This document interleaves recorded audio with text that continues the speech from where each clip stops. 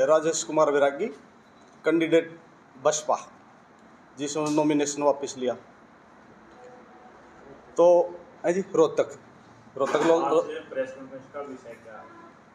आज मेरा कॉन्फ्रेंस का विषय ये है कि जो कि बसपा अध्यक्ष ने जो कल कॉन्फ्रेंस करी थी उसका जवाब देने के लिए आज मैंने एक कॉन्फ्रेंस करी है। ठीक है, तो मैं ये बताना चाहता हूँ, जो ये 10 दिन के बाद यो बसपा का अध्यक्ष जो कॉन्फ्रेंस कर रहा है 10 दिन के बाद, ये एक शब्द आया इसमें मैनेज का, आके मैनेज कर रखा है। मैंने लगता है मैनेज है ना, ये जो अध्यक्ष जी हैं राजवीर सोरकी जी, ये हो रहे हैं या पूरी पार्टी इनकी जो बसपा पर ये मैनेज किए हुए हैं।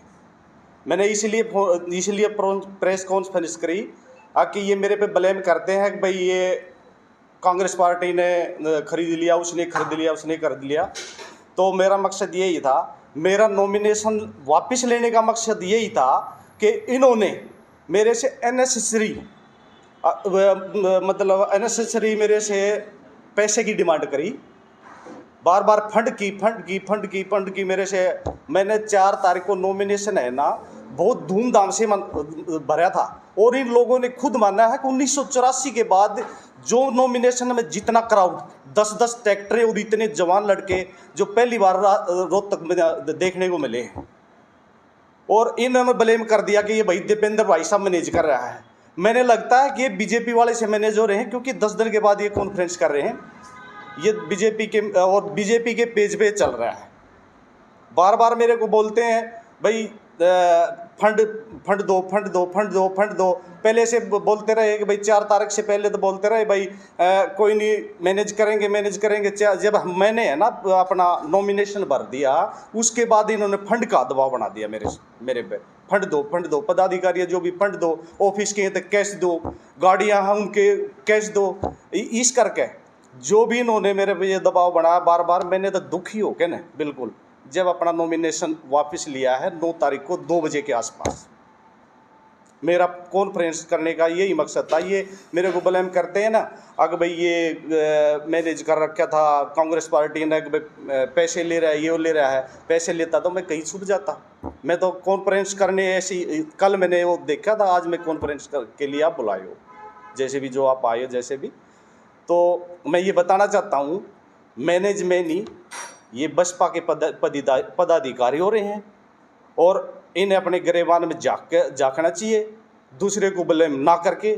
मैं गरीब कमेरा वर्ग की, दलित पिछड़ा की लड़ाई लड़ता रहूँगा, और पहले भी लड़ता रहा, अब भी लड़ता रहूँगा। और मैं राजवीर सोरकी जी का मेरे पास फ़ोन आया था, अगर भाई तू बैनर झंडे ये अपने ऑफिस से उतार दे। मैं नहीं उतारना चाहता था, क्योंकि मैं एक सच्चा सिपाही हूँ बसपा का। उनके फ़ोन आने के बाद मैंने झंडे बैनर उतारे हैं, ये भी दबाव में। आज ये कॉन्फ्रेंस का मेरा यही एक मुद्दा था कॉन्फ्रेंस करने का। आगे क्या कदम उठाएंगे? आगे कदम उठाएंगे, मैं दलित पिछड़ा वर्ग संविधान की अपनी रक्षा के लिए ऐसे गरीब कमेरा वर्ग के लिए काम करता रहूँगा। और जो आगे ये इस तरह के ब्लेम लगाओगे तो आगे जाके मैं इनका नाम भी लूँगा, एड्रेस भी बताऊँगा, सारी चीज़ें प्रेस के सामने लाऊँगा।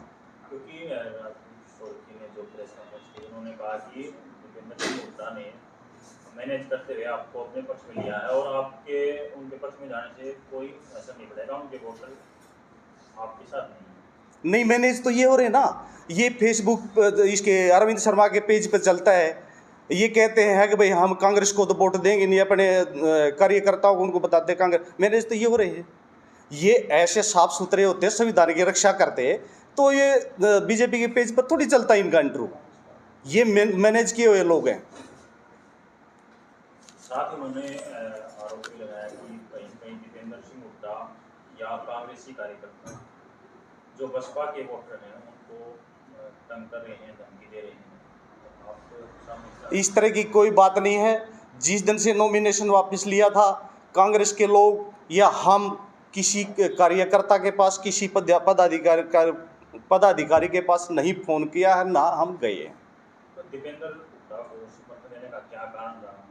और भी ज़्यादा कैंडिडेट दीपेंद्र हुड्डा का ये कारण था, बीजेपी है, बीजेपी तो संविधान विरोधी है। बीजेपी हारेगी तो संविधान बचेगा।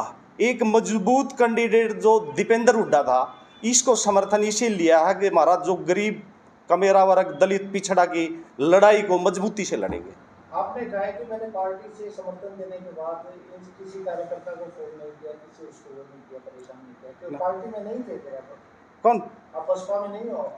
बसपा में तो उन्होंने बोल दिया ना, अध्यक्ष जी ने बोल दिया वहाँ से। भाई मैं तो यही कर रहा था, पहले इंटरव्यू मेरा देखो, मैंने यही बताया कि बसपा का सदस्य रहूँगा और बहन मायावती जी के कामों में मैं क्या है कि विश्वास रखता हूँ। तो इन्होंने फ़ोन करके बोला है आप दफ्तर से है ना, जो मेरा कार्यालय था वहाँ से पोस्टर वगैरह हटा दीजिए वरना आप पे कार्रवाई होगी।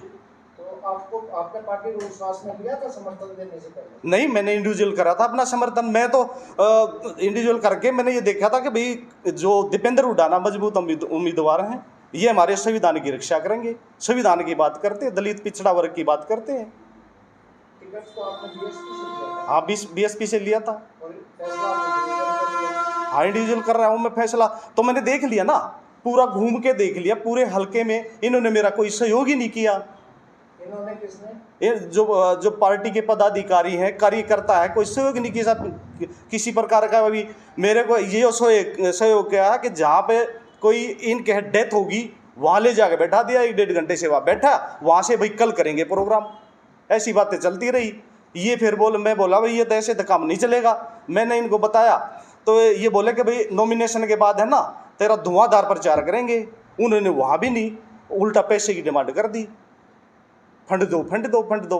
फंड ऐसे थोड़ी होता है। ऑफिस लेना है तो उसका भी कैश फंड, गाड़ी लेनी है तो हम करेंगे। गाड़ियाँ मेरी गाड़ी चाहिए, गाड़ी 4-4 दिन गाड़ी मेरे ऑफिस पे खड़ी है, लेनी नहीं आवे। किसने पार्टी ने फंड की डिमांड की आपसे? किसने? ये पदाधिकारी इनके। मैंने क्या, पार्टी तो फंड दे के मैंने टिकट ली थी पार्टी से, तो जो होता है उनका पार्टी का जो भी क्राइटेरिया वो जमा करा दिया था और फंड मैंने टिकट ले ली थी। तो प्रचार के लिए फंड मांग रहे थे आपसे? हाँ जी।